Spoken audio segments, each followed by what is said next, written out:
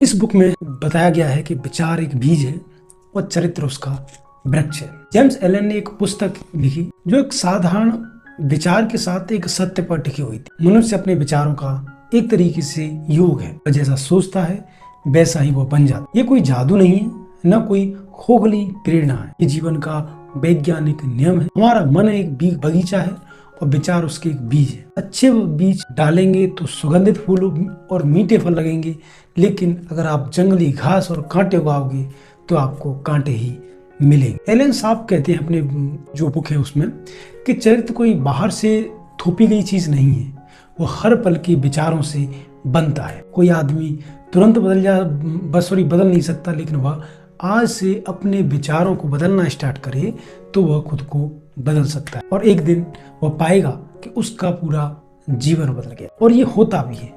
आपने अगर अपने जीवन में ये चीजें देखी हों, अनुभव की हों, तो आपको पता होगा किस तरीके से इंसान अपने विचारों को बदलकर अपनी जिंदगी को पूरी तरीके से बदल सकता है। अगर इसके फर्स्ट चैप्टर की बात करें तो उसमें सबसे पहले बात आती है थॉट एंड कैरेक्टर, यानी विचार और चरित्र। इसका जो मुख्य प्रिंसिपल है वो क्या बात कहता है उसको हम समझने की कोशिश करेंगे। The aphorism, as a man think it in his heart, so he is not only embrace the whole of the man's being, but is so comprehensive as to reach out to the every condition and circumstance of his life. Allen कहते हैं इस बात को कि यह एक पंक्ति पूरे मानव अस्तित्व को समेट लेती है। हमारा चरित्र हमारे विचार का समूह है। जैसा शरीर की कोशिकाएं बनती हैं उसी प्रकार से हमारे विचार भी बनते हैं। और जो व्यक्ति ईर्ष्या, लोभ, क्रोध या फिर छल के विचार रखता है, उसका जो चरित्र होता है धीरे धीरे नीचा, कमजोर और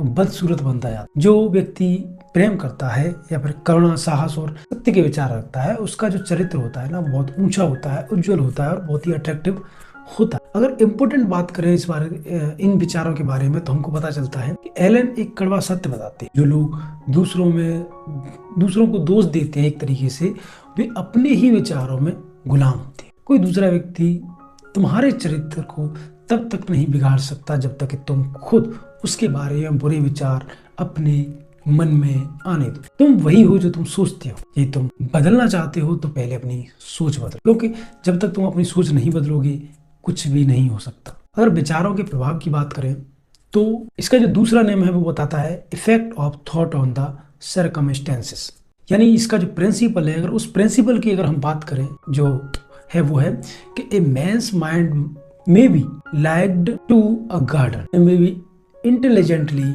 कल्टिवेटेड और अलाउड टू रन वाइड। सीधी बात है जो मैंने स्टार्टिंग में आपको बताई थी कि ये पुस्तक है वो एक तरीके से विचारों का अद्भुत संगम है। एलन इस बात को कहते भी हैं कि लोग रोते हैं कि परिस्थितियां खराब हैं, मैं मजबूर हूं, लेकिन सच ये है कि परिस्थितियां विचारों के एक तरीके से पुत्र के समान, एक सन के समान। उदाहरण के लिए चलो, एक व्यक्ति निरंतर सोचता है कि मैं असफल हूँ, मुझे कोई मौका नहीं मिलता, या ये जो सोच है ना, उसके चेहरा, उसके शब्द, उसके कर्मों में उतर जाता है, उससे दूर भागने लगते हैं और वह एक असफल व्यक्ति बन जाता। चलो दूसरे व्यक्ति की बात करें जो हर दिन ये सोचता है कि मैं बेहतर हूँ, मैं अपना रास्ता खुद बनाऊंगा।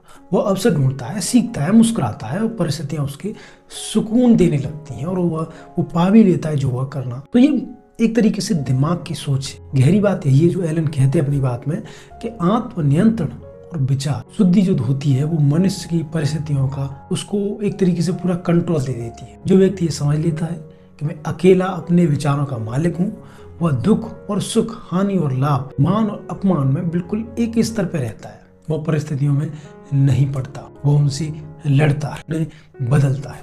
जो इसका थर्ड चैप्टर है उसमें बात होती है effect of thought of health and body, यानी विचारों का प्रभाव शरीर और स्वास्थ्य पर किस तरीके से पड़ता है उसको भी समझने की कोशिश करते हैं हम। इसका जो प्रिंसिपल है, मूल प्रिंसिपल है, वो बताता है the body is the servant of the mind, it obey the operations of the mind, whether they be deliberately chosen or automatically expressed। ये अध्याय बहुत ही एक तरीके से कह सकते हैं क्रांतिकारी। 1903 में जब यह पुस्तक लिखी गई तब तक विज्ञान के मन में शरीर के संबंध में गंभीरता से नहीं लिया गया, लेकिन एलन ने इस बात को स्पष्ट किया कि शरीर मन का एक तरीके से आज्ञाकारी सेवक। व्यावहारिक अगर एक एग्जाम्पल से समझने की कोशिश करें तो जो व्यक्ति लगातार क्रोध करता है, यानी बहुत ज्यादा एंगर करता है, उसका पेट खराब होता है, लीवर पर असर होता है और उसके चेहरे पर झुर्रियां आपको पड़ी हुई मिलेंगी।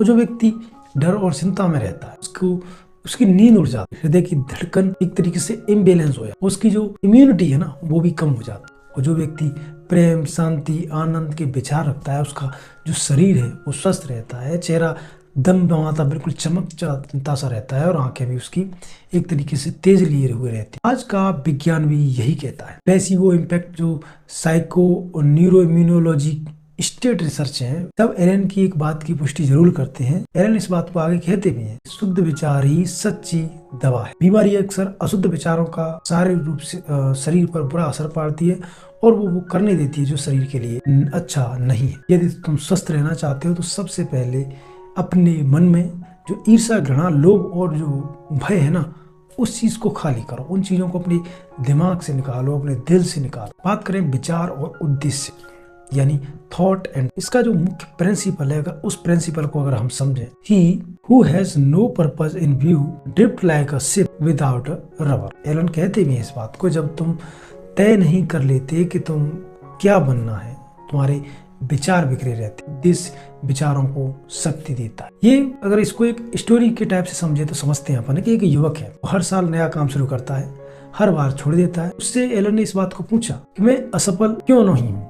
तो एलन, जब व्यक्ति ने कहा कि मैं असफल क्यों, एलन ने उसको कहा कि तुम्हारे पास कोई मुख्य उद्देश्य ही नहीं है। तुम वैसे हो जैसे कोई किसान एक खेत में गेहूं, ज्वार, सब्जी, फल सब कुछ एक साथ बोता है, लेकिन उगता क्या? पहले एक चीज चुनो, फिर उसको अपने विचारों से सींचो और परिस्थितियों के अनुसार उसका उपयोग करो। गहरी बात यही है कि जिस मनुष्य का जीवन में एक बड़ा उद्देश्य होता है, वो छोटी छोटी जो परेशानी होती है उनमें फंसता नहीं। वह जानता है कि यह कष्ट उसके लिए एक छोटे विचार हैं जिनसे निकल के वो कुछ भी कर सकते। कैसी लगी आपको ये समरी? मिलते हैं अगले वीडियो, तब तक के लिए जय हिंद।